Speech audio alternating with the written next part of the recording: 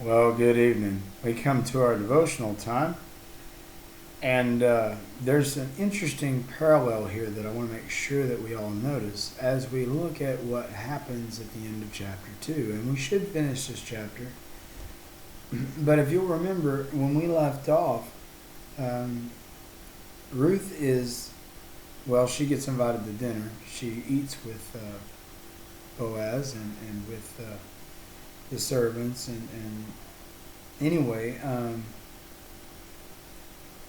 she gleans in the field until evening is where we left off, I believe in verse 17 of chapter 2. But I just want to back up for a moment and refresh our memories. So if you'll look at verse 14, Boaz had said unto her, at mealtime, come and eat of the bread, dip your morsel in with us, and set beside the reapers. And he actually physically reaches over and gives her some corn, and she eats, and it says she sufficed and left.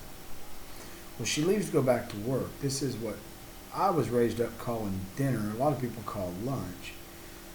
My dad always said lunch is something you carry in a sack. So for us, it was breakfast, dinner, and supper. But for some people, it's breakfast, lunch, and dinner. Either way, I believe this is a midday meal, because she gets up and goes back to work. In verse 15, it says, when she was risen up to glean, Boaz commanded the young men regarding her to let her reap up there with them in the sheaves themselves, and to even leave some laying for her.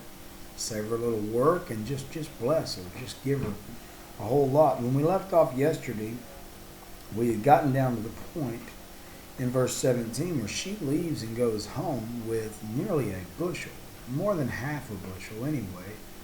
Pretty good amount of weight for a young girl to carry home. And she takes it home. So when we come to verse 18, she goes home with what she's been blessed with. Now this is the parallel I want to point out, and then we'll get back into the study. When we meet the Lord, I'm talking about when we come to know who He is, typically one of two things is going to happen. I mean, sometimes it's a process. Sometimes people don't get saved the first time they hear about Jesus. But I mean, when you come to the understanding of who He is, well, there's a picture here as she gets acquainted with Him and with His grace towards her of this salvation experience. And there's also a picture here of sharing it with other people. Now, you could argue that the redeeming had not been done yet, but you could also argue that while Christ has done everything that He needs to do to save us, the process is not complete yet either. Until we are in heaven with the Father, I mean, that process is still left unfinished on our end. God has done His part. We're just waiting on the fullness of time. But anyway, there's just a parallel here. In verse 18, she takes home the blessing she's received, the food, and she says she took it up and she went into the city, and her mother-in-law saw what she had gleaned, and she brought forth and gave to her that she had reserved after she was sufficed. In other words, she ate her portion for supper. She'd already had dinner. Now she's having supper, and she gives some, probably brought home some leftovers for Naomi, and then she's got all this that she harvested or gleaned. So she's got all this, and the blessing and sharing that blessing with others is a picture of Christianity. When you come to know Jesus and you receive of Him the blessing of the gospel, people ought to notice it in you. Naomi sees that she's got this large portion of grain that she didn't have when she left. And so she knows she's had a fruitful day, and she knows there's a change in her. And there ought to be a change in a Christian, when they come to know Jesus and they're living their life for Him. There ought to be a change that people notice that we can share with them. So anyway, there's a parallel here that you can see if you're looking. But anyway, she shares the blessing with her mother-in-law, and she is able to partake of it. In verse 19, her mother-in-law says to her, where hast thou gleaned today? Where'd you get all this? And I often think, if someone ever asks me, and on occasion they do, but if someone ever asks me where I find my hope and peace, and why I have the love in my heart that I have, Well, I'm going to tell them where I got it. I got it from my Redeemer, from Jesus. And so, in like manner, when her mother-in-law says, where did you glean today? Where did you work? And she goes on to say, blessed be he that did take knowledge of thee. And she showed her mother-in-law with whom she had wrought, and said, the man's name with whom I wrought today is Boaz. And what's interesting about this is Ruth didn't know who Boaz was, but Naomi does.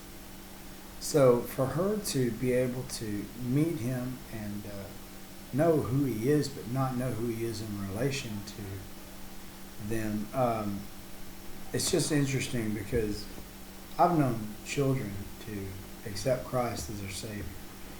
And all that they know is that he loves them and he gave his life for them.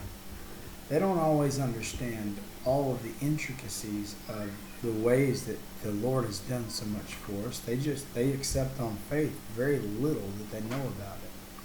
And Ruth here, she doesn't know a whole lot about who he is regarding the family, but she knows who he is to her, who he has been, and the kindness he's shown, the grace that he's bestowed upon her. So anyway, Naomi says to her daughter-in-law, blessed be he of the Lord, who hath not left off his kindness to the living and to the dead. And Naomi said to her, the man is near of kin to us, one of our next kinsmen. Now, in today's families, that may not mean anything. I've got family that doesn't even talk to me.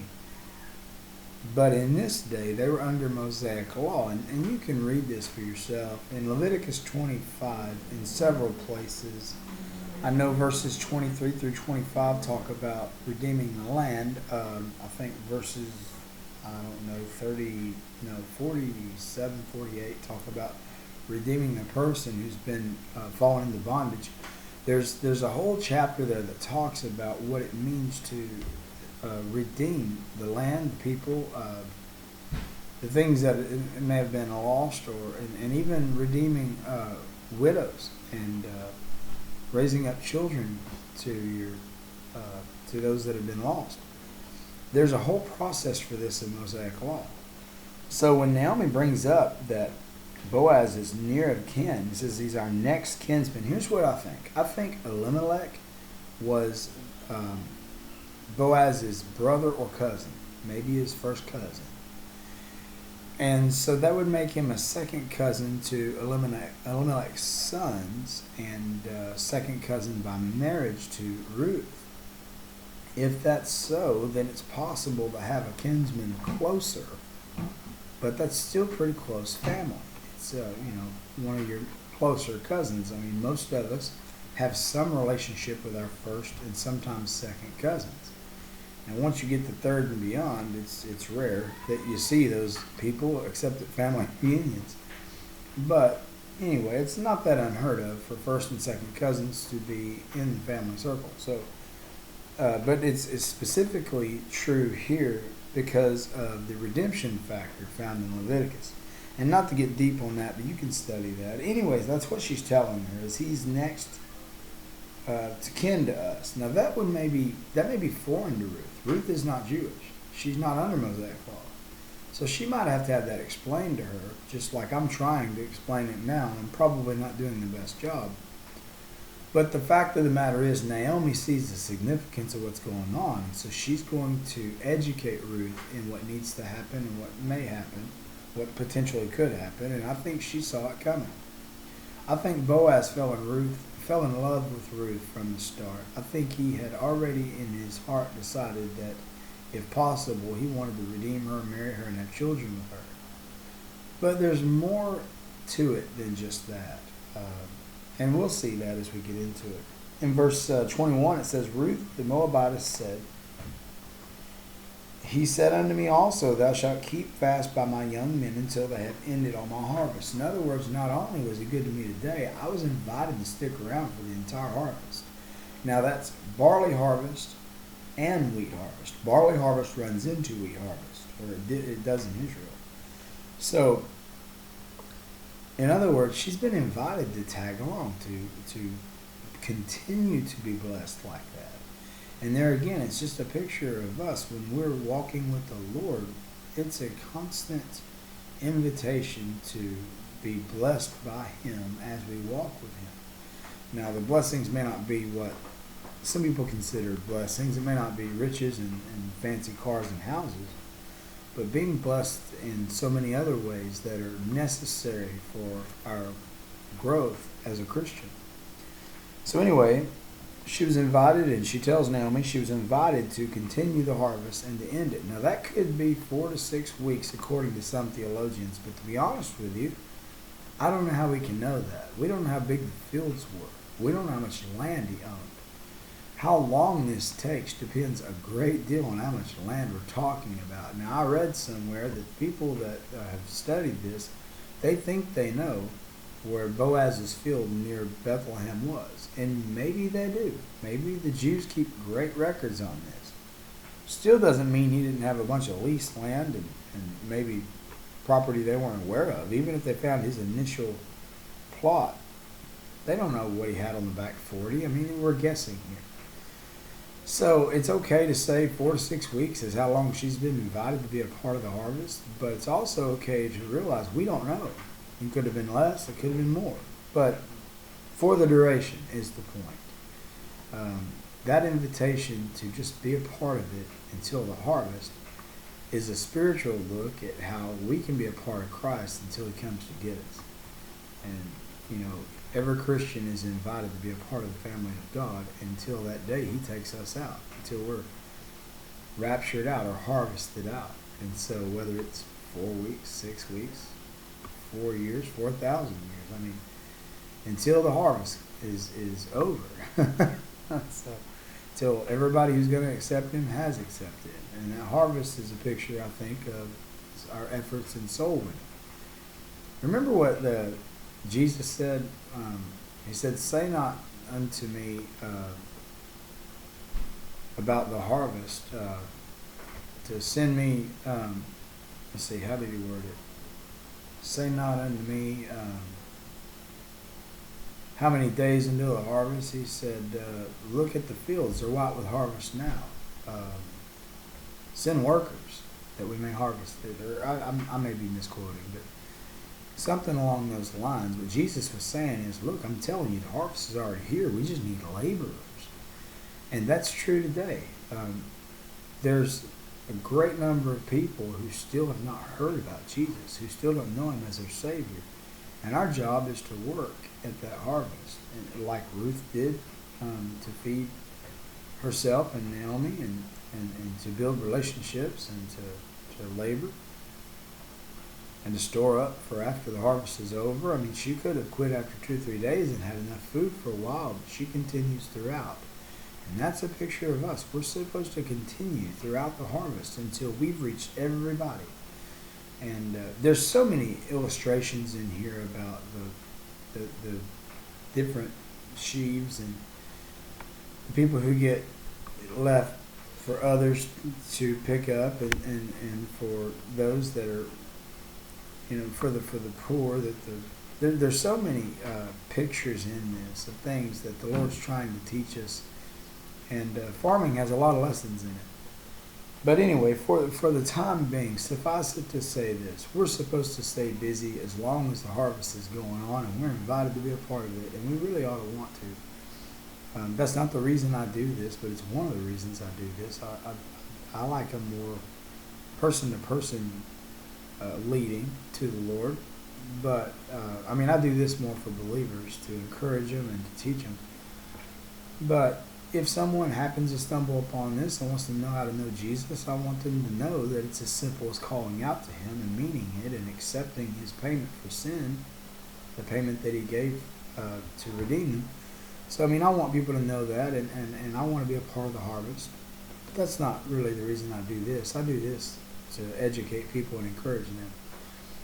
But at the same time, we need to be educated to continue the harvest and work in the harvest and contribute to the harvest until such time as the harvest is over. And so there's a picture of that here. In verse 22, Naomi says to Ruth, her daughter-in-law, "It is good, my daughter, that thou go out with his maidens, that they meet thee not in any other field." The best I can understand this, what that means is you not get found somewhere else where something bad can happen to you. It's best you stay where you know they're going to take care of you. Don't go looking for greener grass in another field, so to speak. Don't go, and listen, Christians do this. They'll leave a perfectly good church to try to find something that they think's better somewhere else. And a lot of times they find that they don't really know what they're looking for. Their dissatisfaction is within themselves. I wish more people understood that for a church to be everything you're wanting it to be, you've got to put into it. I've never once come to a church and found it perfect. I've never once come to a church and said, well, this church needs nothing. I've found some that seem to be better than others, but they all can be better if we'll just plug in and contribute. If there's something your church doesn't do or doesn't, in your mind, fulfill your need, rather than looking for something somewhere else, why don't you just plug in and try to present what it is you're looking for others, and maybe you'll find a fulfillment you didn't know that you could find. It was best that Ruth stay with Boaz and those maidens. Could she have found a better deal somewhere else?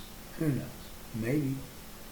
But there's also the risk that there wasn't a better deal out there. Now, I know spiritually speaking, there's no better deal than Jesus, but there's people out there looking for one. People who study religions and are always looking for the newest, greatest thing that's out there and trying to find a better way and a more interesting, more entertaining way. And there's only one way to go. There's only one way, and it's through Christ. But as far as in Christian service, you can serve God in a variety of places, but Naomi's trying to tell her, this is where you need to be. You don't know what may happen if you go to another field. So don't get greedy and don't get restless and go looking for something better. Stick where you're at. Stay with where you can grow and be blessed. And I'm not saying that was written for us to apply to our churches, but it can apply, and it does make sense, and it fits what we've already learned in other scriptures about that. So I'll end with verse 23, and this will close out the chapter, where it says, so she kept fast by the maidens of Boaz to glean unto the end of barley harvest and of wheat harvest, and dwelt with her mother-in-law. Now, a couple of things, and we're going to close the chapter, and we're going to get ready for what Naomi's going to do next. I think during this process, however long it was, Boaz is already in love with her, but he's considering how he may get to know her better and pursue her and eventually marry her. It wasn't as simple as just asking her out. It's interesting to me that there's something about Ruth that just stuck out to him. And it could be a number of things, but just the fact that she wasn't like anybody else. I think that there's a uniqueness to Ruth that is a picture of each and every believer God made. You know, people like to classify. They like to put everybody into a box or into a classification. But we are unique. Each and every one of us, God made special. From our mother's womb, He made you and me and everyone different and unique and special. I may have gifts and abilities you don't have. You probably have a lot that I don't have. And while we may share some characteristics, we have so many unique traits that are specific to who God made us to be. And the way Boaz views Ruth, catch this, okay? The way Boaz views Ruth is the way God has always looked at us. There's just something special and wonderful about us that God sees in us that we cannot see in ourselves. I know I don't see it. I don't know why He would ever want me. But God loves us so much, and we are so special and unique to Him. Listen, that's all we have, the time we have for today.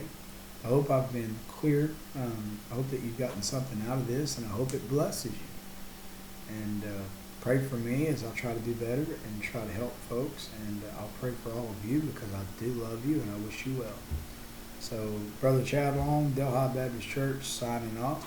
Lord willing, we'll see you tomorrow.